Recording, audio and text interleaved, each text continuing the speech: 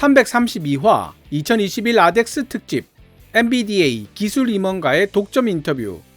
일본과 공동 개발 중인 미티어 JN-AAM과 KF-21용 미티어 어떤 차이점이 있나?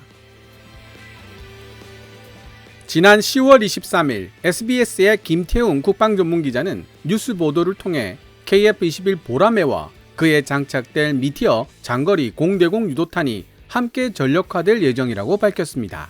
그와 함께 KF-21에 장착될 장거리 공대지 미사일 이하 장공지는 아직 결정되지 않았다고 전했는데요.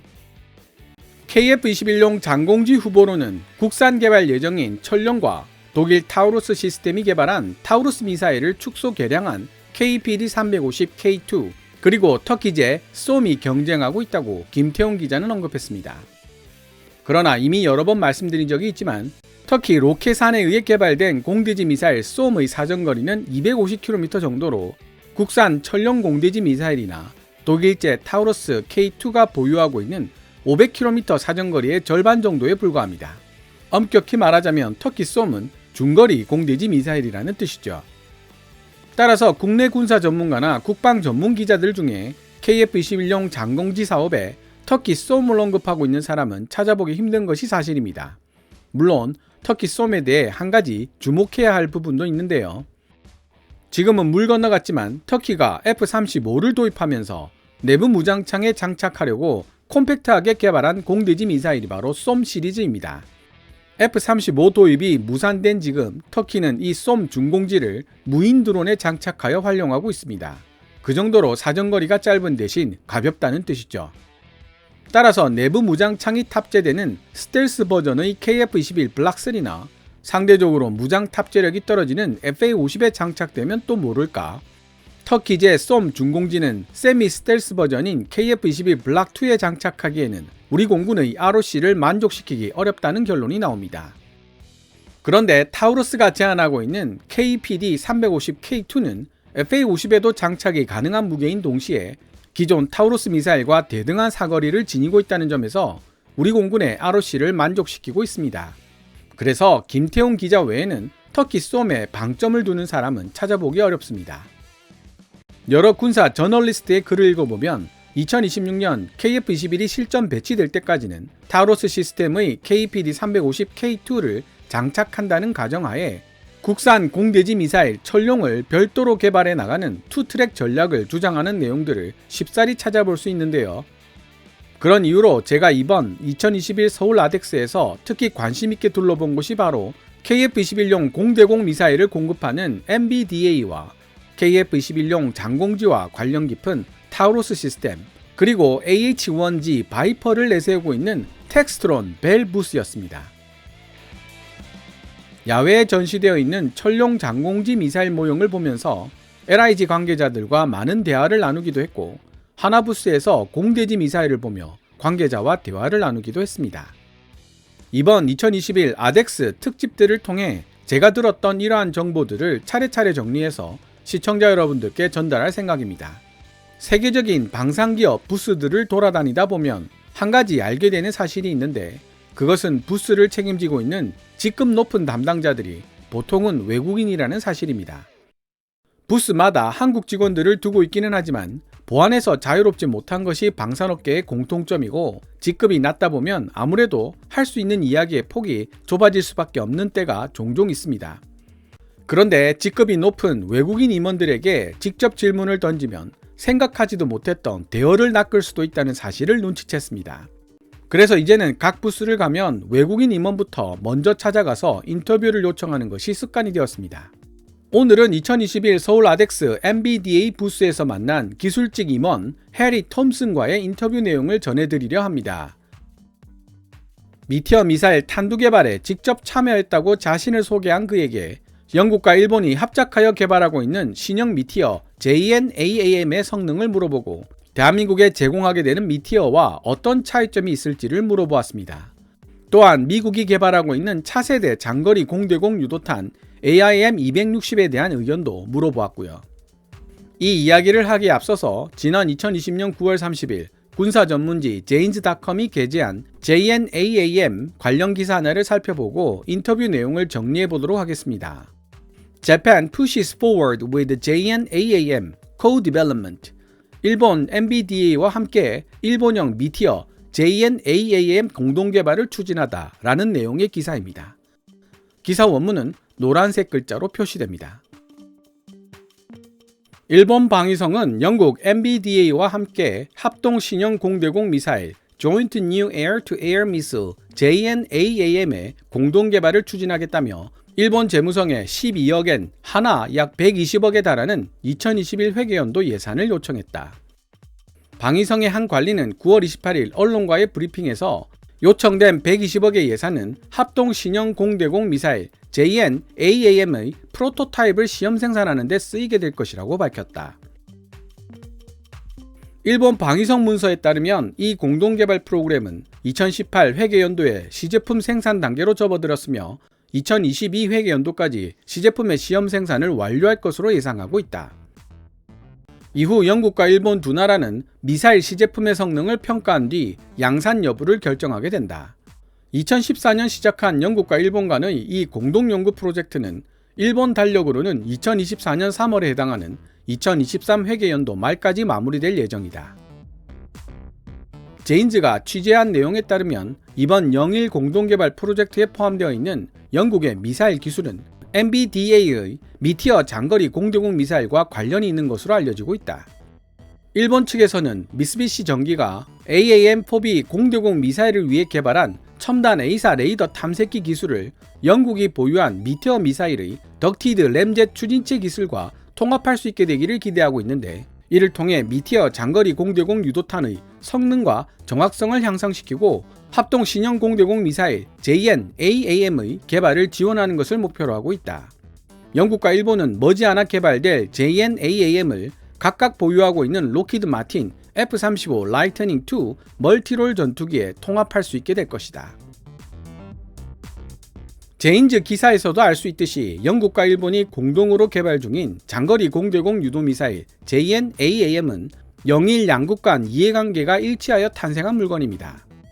일본은 자국 전자기술과 F2라는 국산 플랫폼을 활용하여 AAM-4 중거리 공대공 미사일을 개발했지만 AAM-4 공대공 미사일이 F-35의 내부 무장창에 수납하기에는 너무 덩치가 크다는 문제점에 봉착하게 됩니다. 마침 영국도 F-35의 미티어 미사일을 수납하기 위한 개량 사업을 준비 중이었죠. 이왕 개량하는 김에 미티어의 성능을 보다 더 개선할 수 있는 방법을 찾던 영국의 눈에 일본이 가지고 있던 우수한 지라 갈륨 기반의 A사 레이더 기술이 포착되었고, 미국의 AIM-120B를 추종하여 AAM-4를 개발했던 일본은 미티어 미사일이 가지고 있는 덕티드 램젯 기술에 주목했습니다.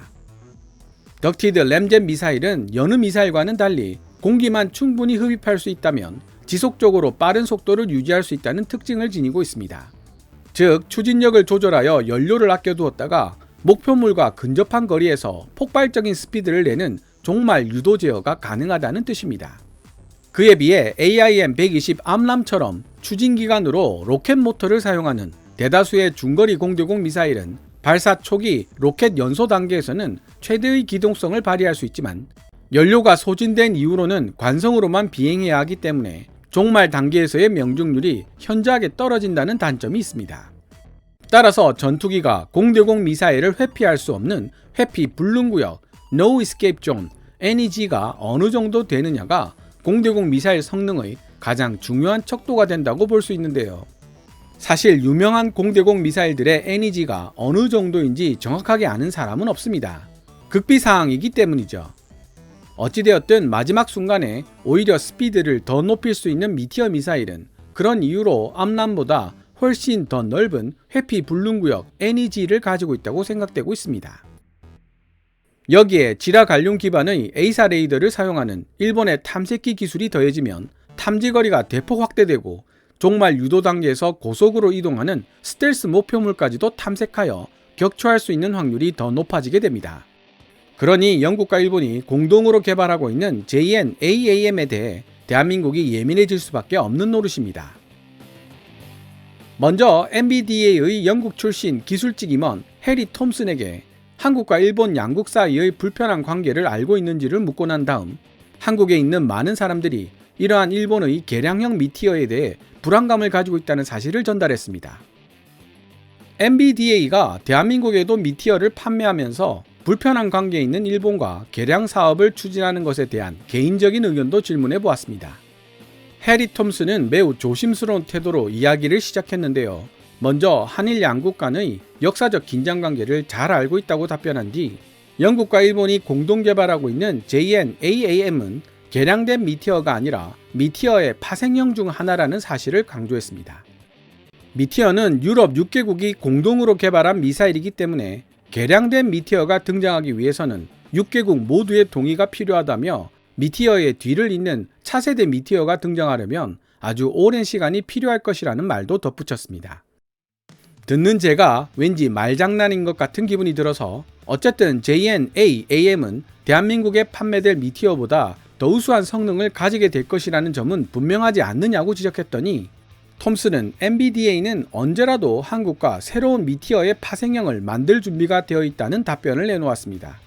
대한민국의 A사 레이더 기술력도 일본 못지 않으니 공동 협력하여 새로운 미티어 파생형을 만들면 된다는 뜻이었죠.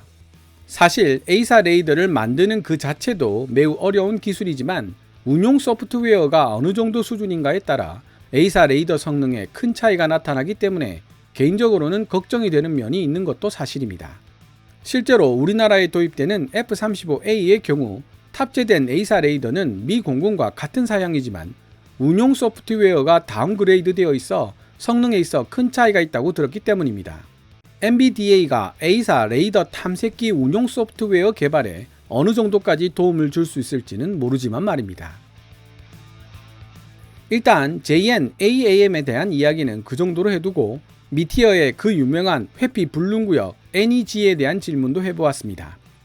인터넷을 아무리 뒤져봐도 미티어의 NEG에 대한 정확한 정보는 나와 있지 않은데 힌트라도 줄 수 없느냐고 물었더니 능청스러운 웃음과 함께 자기도 모른다며 대신 미티어를 도입한 나라들은 모두 그 성능에 만족하며 AIM-120 암람을 도입한 나라들보다 행복해하고 있다는 답변을 내놓았습니다.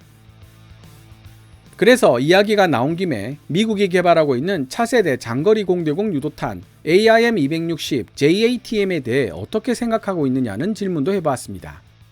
최대 사정거리 200km를 천명하고 있는 AIM-260 공대공 미사일에 대해 미 공군은 미티어와는 달리 램젯 추진 방식을 채택하지 않을 것이라고 이야기하고 있어 어떤 혁신적인 방법으로 200km 이상의 사정거리를 달성할 것인지 미국 내 전문가들도 궁금해하고 있을 정도입니다. 동시에 2022년까지 초기 운용 능력 IOC를 달성하고 심지어 2026년에는 AIM-120보다 더 많은 수의 본격적인 양산 체계로 들어가겠다는 목표를 세워두고 있는데요. MBDA의 해리 톰슨은 이를 말도 안 되는 소리라며 일축했습니다. 미티어 탄두 개발에 직접 참여했던 엔지니어로서 미티어급의 공대공 미사일을 만드는 것은 결코 쉽지 않은 일이며 미국이 제대로 된 AIM-260 JATM을 만들어내려면 지금부터 최소 10년 이상의 시간이 더 필요할 것이라고 단정지었습니다. 즉, 아무리 빨리 잡아도 2030년대가 넘어서야 AIM-260의 등장을 볼 수 있을 것이라고 예측했습니다. AIM-260 개발사인 미국 록히드 마틴의 예상과는 다소 큰 차이가 있는데요. 어느 쪽이 더 합리적인 추론이었는지는 시간이 알려줄 것입니다.